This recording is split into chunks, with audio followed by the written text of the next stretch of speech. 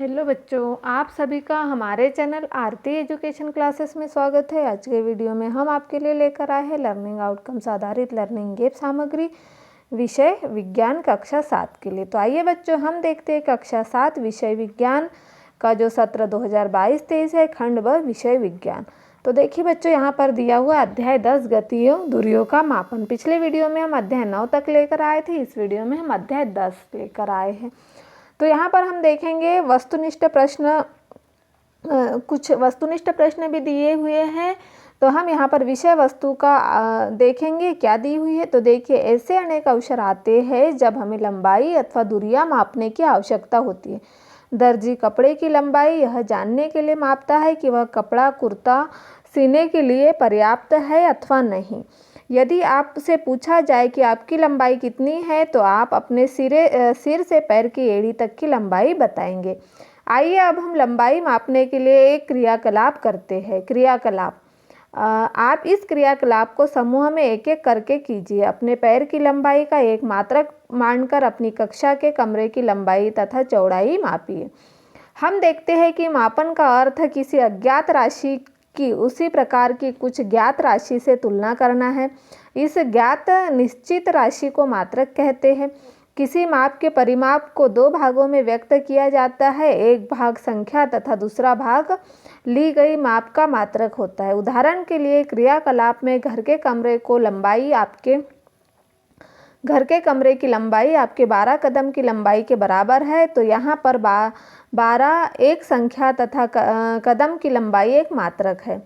क्या आपके कदम द्वारा मापी गई कमरे की लंबाई तथा आपके मित्र के कदम द्वारा मापी गई कमरे की लंबाई की माप एक बराबर है? शायद ये परिणाम भिन्न भिन्न हो सकते हैं, क्योंकि आपके कदम की लंबाई आपके मित्रों की कदम की लंबाई से भिन्न हो सकती है।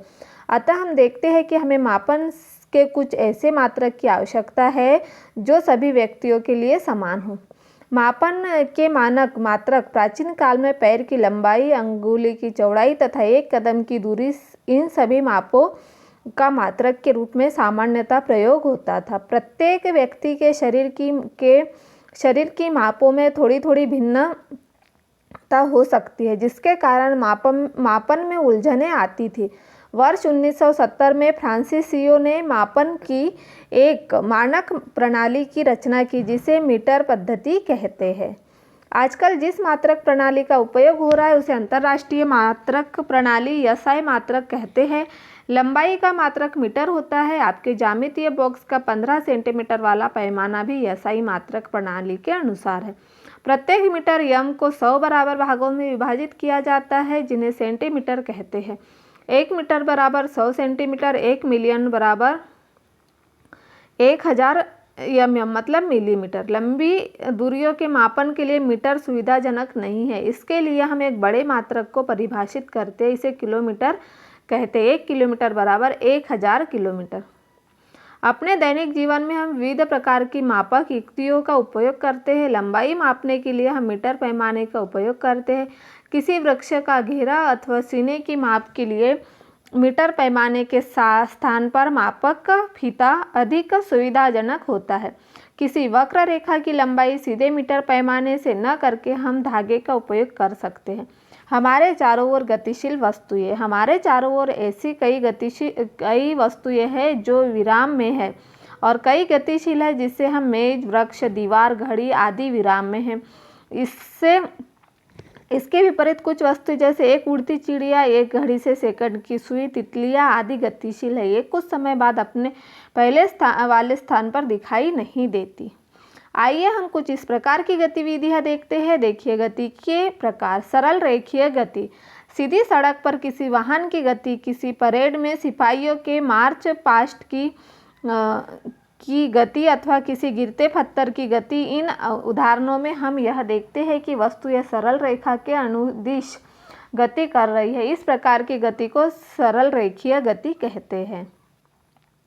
अब है वर्तुल गति। वर्तुल गति में कोई वस्तु इस प्रकार गति करती है कि उस वस्तु की किसी स्थित बिंदु से दूरी समान रहती है। बिजली के पंखे की पंखुड़ी पर अंकित किसी चिन्ह की गति, किसी घड़ी के सेकंड की सुई की गति वर्तुल गति का उदाहरण है। बिजली का पंखा अथवा घड़ी स्वयं एक स्थान से दूसरे स्थान तक गति नहीं करती, परंतु पंखे की पंखुड़ियाँ घूर्णन करती है। यहाँ पर हम देखेंगे ऐसा ही घड़ी की सुइयाँ भी करती है। हम पंखे की पंखुड़ियाँ अथवा घड़ी की सुइयों पर कहीं किसी प्रकार का कोई चिन्ह अंकित कर दे तो घूर्णन करते समय भी पंखे अथवा घड़ी के केंद्र से इस चिन्ह की दूरी समान रहेगी। नंबर 3 है आवर्ती गति। ऐसी गति जो एक निश्चित समय अंतराल के पश्चात दोहराती है उसे आवर्ती गति कहते हैं। झूला झूलते बच्चे की गति, सितार की डोरियों की गति आदि आवर्ती गति के उदाहरण है। यह आवर्ती गति के उदाहरण है। सिलाई मशीन में उसका पहिया वर्तुल गति में होता है जब तक पहिया घूर्णन करता है, सुई भी ऊपर नीचे गति करती है, उस समय की सुई की गति आवर्ती होती है।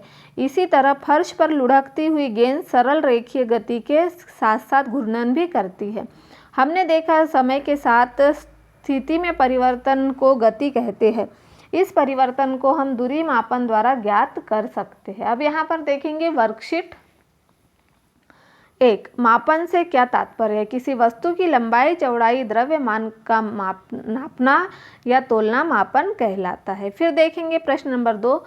पैर अथवा कदम का उपयोग लंबाई के मानक मात्रक के रूप में क्यों नहीं किया जा सकता? पैर अथवा कदम की माप अलग अलग होती है। व्यक्तियों के कदमों की लंबाई घटती बढ़ती रहती है, इसीलिए इसे मानक मात्रक नहीं मान सकते। फिर है प्रश्न नंबर 3। पहेली के घर तथा उसके स्कूल के बीच की दूरी 3250 मीटर है। इस दूरी को किलोमीटर में व्यक्त कीजिए। पहेली के घर तथा उसके स्कूल के बीच की दूरी है 3250 मीटर। 1 किलोमीटर बराबर 1000 मीटर। 3250 मीटर बराबर 3250 बटे 1000 किलोमीटर, तो हो गया 3.250 किमी, मतलब 3.250 किलोमीटर। फिर देखिए आपने घर के कमरे की लंबाई पहले कदम पैर से और फिर मीटर पैमाने से मापकर उसका मान लिखिए। तो उत्तर कमरे की लंबाई कदम में, कमरे की लंबाई मीटर में, तो कमरे की लंबाई कदम में 16 कदम और कमरे की लंबाई मीटर में 7 कदम। प्रश्न नंबर 5 है लंबाई का मात्रक क्या है? मीटर पद्धति से क्या तात्पर्य है? तो लंबाई का मात्रक मीटर है। वर्ष 1970 में फ्रांसीसियो ने मापन की एक मानक प्रणाली बनाई जिसे मीटर पद्धति कहते हैं। अब यहाँ पर देखेंगे वर्कशीट 2। प्रश्न नंबर 1। वर्तुल गति किसे कहते हैं? 2 उदाहरण दीजिए। तो जब कोई वस्तु इस प्रकार गति करती है कि उस वस्तु की किसी नियत बिंदु से दूरी समान होती है, इस प्रकार की गति वर्तुल गति कहलाती है। उदाहरण पंखा, घड़ी आदि।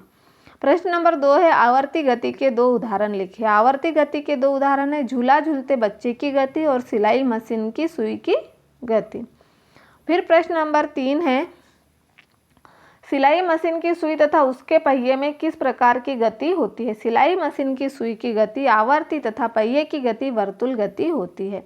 प्रश्न नंबर 4 है किसी चलती हुई साइकिल के पहिए तथा चलते हुए छत के पंखे की गतियों में समानता तथा असमानताएं लिखिए। समानताएं, चलती हुई साइकिल के पहिए व चलते हुए छत के पंखे की गति वर्तुल गति होती है।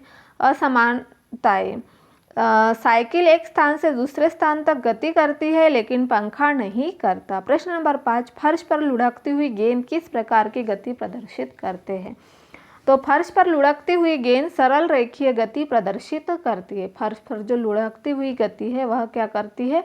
सरल रेखीय गति प्रदर्शित करती है। अब हम यहाँ पर देखेंगे बच्चों प्रोजेक्ट कार्य। हमने वर्कशीट का कार्य कंप्लीट करवा दिया। प्रोजेक्ट कार्य देखेंगे। अपने घर के सदस्यों की लंबाई अलग अलग पैमाने से मापकर निम्न तालिका को भरिए। तो घर के सदस्य पहला पैमाना और दूसरा पैमाना मीटर में, दूसरा सेंटीमीटर में। तो रामदास 1.5 मीटर मतलब 150 centimetre, Geeta 1.4 metre 140 centimetre, Amit 1.7 metre 170 centimetre, Sonam 1.5 metre 150 centimetre, Pawan 1 metre 100 centimetre और राधिका 1.2 मीटर 120 सेंटीमीटर है। अब उपरोक्त तालिका को भरकर निम्न प्रश्नों के उत्तर दीजिए। घर के किस सदस्य की लंबाई मीटर पैमाने के अनुसार कम है? तो पवन की लंबाई मीटर पैमाने के अनुसार सबसे कम है। घर में जो पवन है वह मीटर पैमाने के अनुसार उसकी लंबाई सबसे कम है। घर के किस सदस्य की लंबाई सेंटीमीटर पैमाने के अनुसार सबसे अधिक है? तो अमित की लंबाई सेंटीमीटर पैमाने के अनुसार सबसे अधिक है। घर के जिस सदस्य की लंबाई सेंटीमीटर में सबसे अधिक आई उसकी लंबाई को मीटर में बदलिए। तो अमित की लंबाई बराबर 170 सेंटीमीटर, तो 170/100 मीटर, तो 1.7 मीटर। फिर देखिए 1 मीटर में कितने सेंटीमीटर होते हैं? तो 1 मीटर बराबर 100 सेंटीमीटर होते हैं। 1 मीटर में 100 सेंटीमीटर होते हैं। आप अपने आसपास कई प्रकार की वस्तुओं को देखते हैं। इन सभी वस्तुओं की सूची बनाने इनमें से कौन सी वस्तु विराम में है तथा कौन सी वस्तु गतिशील है विभाजित कीजिए। तो देखिए हम जो वस्तुएं देखते हैं उनका हमने गतिशील और विराम में है यह विभाजित किया। बस क्या है? गतिशील है। बैल गतिशील, साइकिल गतिशील, टेबल विराम अवस्था में, गधा गतिशील है, घोड़ा गतिशील है, ऊंट गतिशील है और पत्थर विराम अवस्था में, कुर्सी विराम में और पलंग विराम अवस्था में है। फिर अगला है ब नंबर, उपरोक्त तालिका में जो गतिशील वस्तुएं हैं उनमें से किस प्रकार की गति हो रही है? गति के नाम लिखिए। गतिशील वस्तुएं होने वाली गति का प्रकार। बस सरल रेखीय, बैल सरल रेखीय, साइकिल सरल रेखीय, गधा सरल रेखीय, घोड़ा सरल रेखीय और ऊंट सरल रेखीय है। फिर देखेंगे यहाँ पर स्व आकलन, सही विकल्प का चयन कीजिए। लंबी दूरियों को मापने के लिए आप किस मात्रक का चयन करेंगे? तो सेंटीमीटर, मीटर, किलोमीटर और मिलीमीटर। तो लंबी दूरियों को मापने के लिए हम किलोमीटर मात्रक का चयन करेंगे। 1 मीटर में कितने सेंटीमीटर होते हैं? तो 1 मीटर में 100 सेंटीमीटर होते हैं। झूला झूलते बच्चे की गति होती है सरल रेखीय गति, वर्तुल गति, घूर्णन गति या आवर्ती गति। तो आवर्ती गति। लंबाई का एसआई मात्रक है मीटर, किलोमीटर, सेंटीमीटर, मिलीमीटर। तो मीटर। लंबाई का एसआई मात्रक क्या है? मीटर है। फिर हम यहाँ पर देखेंगे प्रश्न नंबर 2, निम्नलिखित को लंबाई के बढ़ते परिणामों में व्यवस्थित कीजिए। 1 मीटर, 1 सेंटीमीटर, 1 किलोमीटर और 1 मिलीमीटर। तो लंबाई के बढ़ते परिणाम 1 मिलीमीटर, 1 सेंटीमीटर, 1 मीटर और 1 किलोमीटर है। यह इस तरह से वह परिणाम उनका बढ़ते जाता है। अब हम देखेंगे यहाँ पर अगला प्रश्न है प्रश्न नंबर 3, आपकी कक्षा की लंबाई तथा चौड़ाई को मीटर में माप कर लिखिए। तो हमारी कक्षा की लंबाई 7 मीटर है और चौड़ाई 4.5 मीटर है। पृथ्वी के परितः चंद्रमा द्वारा गति करना किस प्रकार की गति का उदाहरण? तो पृथ्वी के परितः चंद्रमा द्वारा गति करना आवृत्ति गति का उदाहरण है। ऐसे 2 उदाहरण दीजिए जिसमें गति करती हुई वस्तु एक से अधिक प्रकार की गति प्रदर्शित करती है। गतियों के नाम भी लिखिए। तो सिलाई मशीन के पहिए की गति वर्तुल गति व सुई की गति आवृत्ति गति है। साइकिल के पहिए की गति वर्तुल गति व सड़क पर सरल रेखीय गति है। तो इस तरह से हमने यहाँ पर आपको वर्कशीट कार्य भी कंप्लीट करवा दिया, स्व आकलन भी करवा दिया और प्रोजेक्ट कार्य भी पूर्ण करवा दिया। आप इसे हमारे वीडियो में देखकर पूर्ण कर लीजिए। और यदि आपको हमारा वीडियो अच्छा लगता है तो हमारे चैनल को सब्सक्राइब ज़रूर कर लीजिए और बेल आइकन को प्रेस करना ना भूलिए ताकि आपको हमारे आने वाले वीडियो के नोटिफिकेशन मिलते रहेंगे।